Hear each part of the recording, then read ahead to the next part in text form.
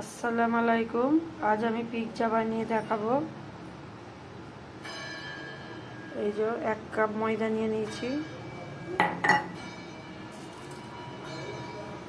চিনি দিয়ে দিলাম 1 চামচ, ইস্ট দিয়ে দিচ্ছি 1 চামচ, হাফ চামচ নুন দিয়ে দিলাম। এই যে গুঁড়ো দুধ হাফ কাপ দিয়ে দিলাম। এই সব উপকরণগুলো হাতে করে একটু মিশিয়ে নেব। তারপরে আমি এতে গরম পানি দিয়ে মেখে নেব। এটা মিশানো হয়ে গেছে, এতে এবারে আমি হালকা কুসুম গরম পানি দিয়ে দেবো অল্প অল্প করে।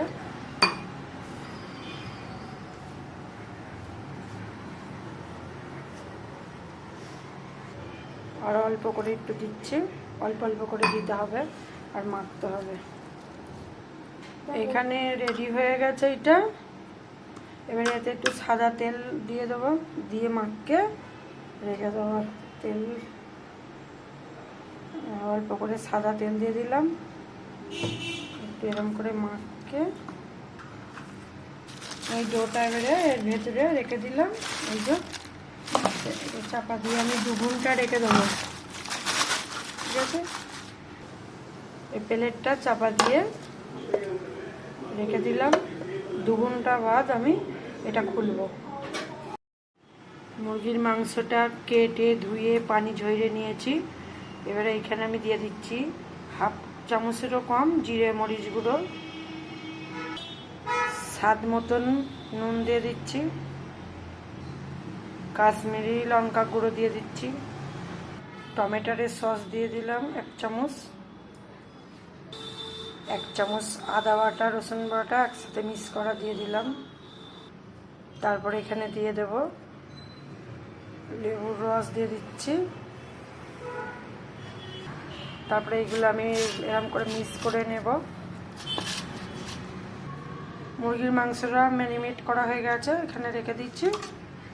5 মিনিট রেখে দেবো। এরকম এখানে আমি সাদা তেল দিয়ে দিলাম। ম্যারিনেট করা মুরগির মাংসটা 5 মিনিট রেখে দিয়েছিলাম। এবার আমি এটা তেলে ছেড়ে দিচ্ছি।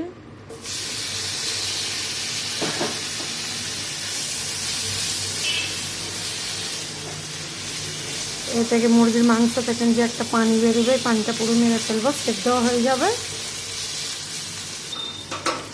দেখুন এতে কোনো এক্সট্রা পানি দিইনি, এতে কিনে পানি বেরিয়েছে। এবারে একটু পরে হয়ে যাবে এটা। এই মুরগির মাংসটা হয়ে গেছে, এবারে নামিয়ে নিচ্ছি এটা।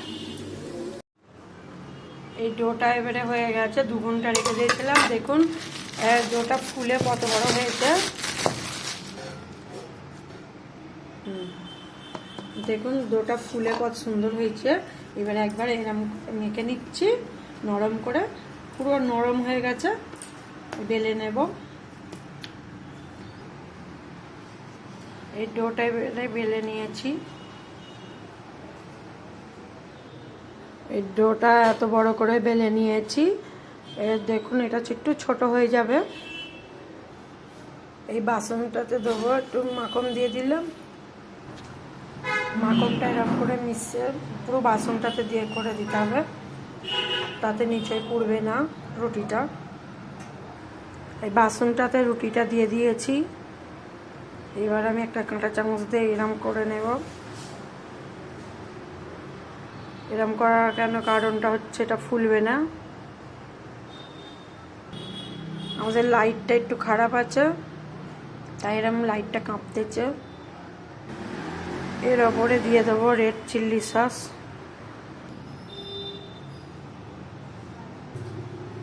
রেড চিলি সসটা পুরো এরম করে দিয়ে দেবো পুরোটা। এটা একটু ঝাল, আমাদের সবাই খায় না। তারপরে দিয়ে দিলাম টমেটোর সস। টমেটোর সসটা দিয়ে দিলাম, চারিদিকে করে দিচ্ছি। এখানে চিজ দিয়ে দিচ্ছি।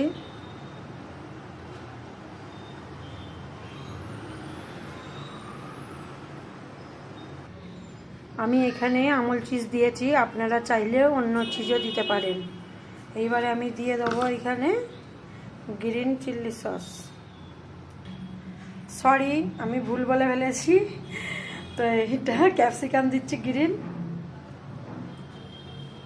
সাজিয়ে দেবো সব। তো এখানে আমি হলদে ক্যাপসিকাম দিচ্ছি, এখানে লাল কালারের ক্যাপসিকাম দিচ্ছি। আমার গলাটা বসে গেছে, আপনারা কিছু মনে করবেন না। তো এবারে টমেটো দিয়ে দিচ্ছি,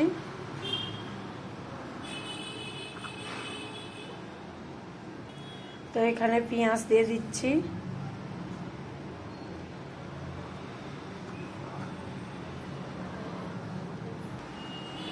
এবারে আমি চিলি ফ্লেক্স দিয়ে দেবো, চিলি ফ্লেক্স দিয়ে দিলাম, পিৎজা ম্যাক্স দিয়ে দিচ্ছি, এবারে পিৎজা ম্যাক্স দিয়ে দিচ্ছি। তারপরে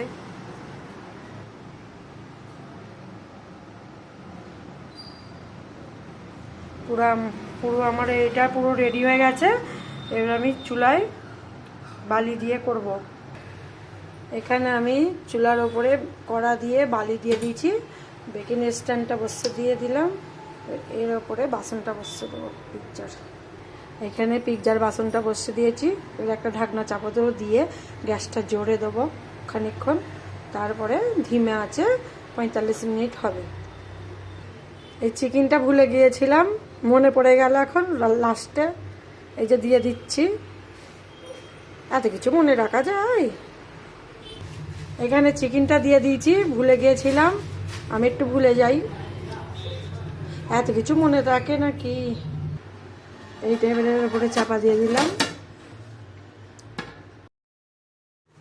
এতক্ষণ মনে হয় হয়ে গেছে, এবারে তুলে দেখি, একটা টুথপেস্ট নিয়ে দেখি। পিৎজা হয়ে গেছে, পিৎজাটা হয়ে গেছে। এই যে আমি কাটছি, আপনাদেরকে দেখাবো। এই দেখুন কত সুন্দর পিৎজাটা নরম সফট হয়েছে।